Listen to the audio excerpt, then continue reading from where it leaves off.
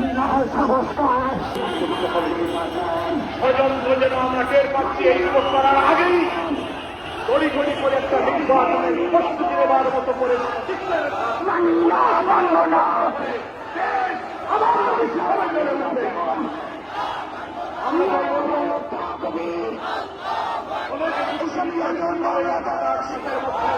এইসব হিন্দুস্তান আইনগুলো কার্যকর করা হবে।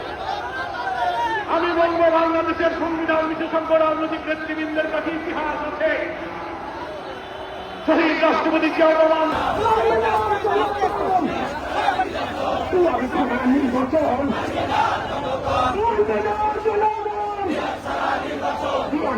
নির্বাচন